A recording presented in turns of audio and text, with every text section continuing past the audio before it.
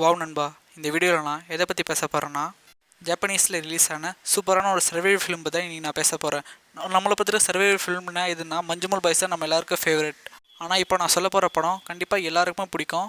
Reality எவ்வளோ முக்கியம், ஃபோன்லேயே மூழ்கி கிடைக்காதீங்க, நம்ம ரியாலிட்டி எவ்வளோ கஷ்டமானதுன்னு சூப்பரான சொல்ல படம் தான் இந்த இப்போ நான் சொல்ல போகிற படம். கண்டிப்பாக ஒரு தடவை இந்த படத்தை பார்க்க ட்ரை பண்ணுங்கள். எனக்கு இந்த படம் பர்சனலாக ரொம்ப பிடிச்ச படம். இது ஃபேமிலியோட பார்க்கக்கூடிய நல்ல படம் தான் இந்த படம். வாங்க வீடியோக்குள்ளே போகலாம்.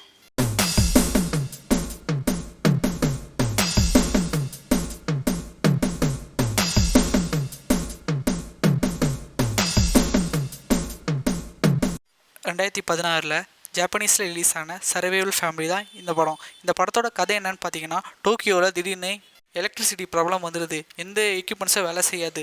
காரு பைக்குன்னு சொல்லி எதுவுமே வேலை செய்யாது.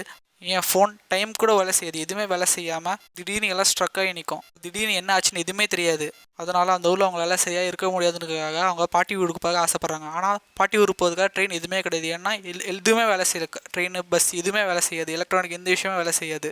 அதனால் அவங்க சைக்கிள்லேயே போக நினைக்கிறாங்க. அதனால் வாங்கி சைக்கிள்லேயே போகிறாங்க அவங்க பாட்டி வீட்டுக்கு. ஆனால் ட்ராவலில் அவங்க நடக்கக்கூடிய பிரச்சனைகள், அவங்களோட பசி, அவங்களோட கஷ்டம், அதை சொன்ன படம் தான் இந்த படம். கண்டிப்பாக ரொம்ப சூப்பராகவே இருக்கும் இந்த படம். திடீர்னு நம்ம லைஃப்பில் இந்த மாதிரி சூழ்நிலை வந்தால் நம்ம எப்படி சர்வை பண்ணணும், எப்படி நம்ம அதை தாக்கு பிடிக்கணும், எப்படி அந்த லைஃப்பை கடந்து வாழணும்னு சொல்லி சொன்ன படம் தான் இந்த படம். எனக்கு இந்த படம் ரொம்ப பிடிச்சிது. இந்த ஒரு எக்ஸ்பெக்டேஷனும் இல்லாமல் இந்த படத்தை பார்த்தேன். ஆனால் 100% எனக்கு இந்த படம் ரொம்ப ஃபுல்ஃபில் பண்ணிச்சு. எனக்கு தண்ணிக்காக ஒருத்தர் திருட வருவான். அந்த சீன்லாம் பார்க்கும்போது செம்ம எமோஷ்னலாக இருந்தது.